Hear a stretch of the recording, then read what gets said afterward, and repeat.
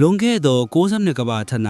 ပွင့်တော်မူသောဖုတ်ဆက်မြတ်စွာဘုရားရှင်သာသနာတော်တွင်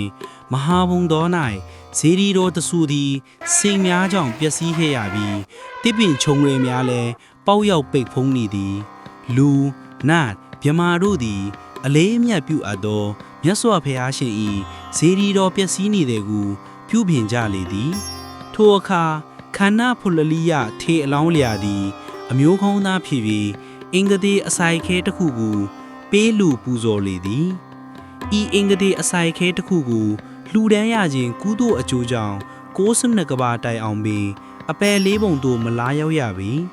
89ကဘာထ၌ယတနာ9ပါးတို့နှင့်ပြည့်စုံသောစည်ရင်ယတနာကိုလဲစေတတ်သော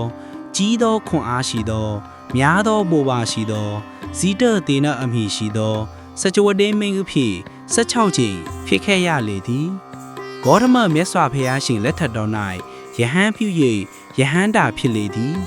ပတိတံပိတာ၄ပါးဝိမုခတရား၈ပါးအဘိညာဉ်6ပါးတို့ကိုရရှိပြီးခန္ဓာဖုလလိယမထေဟုထင်ရှားလေသည်မြတ်စွာဘုရားရှင်၏ဓာတော်မွေတော်များကိုဌာပနာရိတည်ထားအပ်သောဇေဒီတော်တို့သည်နိကာလကြာမြင့်၍တော်၎င်းရန်သူမျိုး၅ပါးတို့နှိပ်စက်ဖျက်ဆီးကြ၍တော်၎င်းတဘာဝဘေးဒဏ်များကြောင့်တော်၎င်းဖျက်ဆီးတတ်ကြပေသည်အကြောင်းအမျိုးမျိုးတို့ကြောင့်ပြိုကျပျက်စီးသောမြတ်စွာဘုရားရှင်၏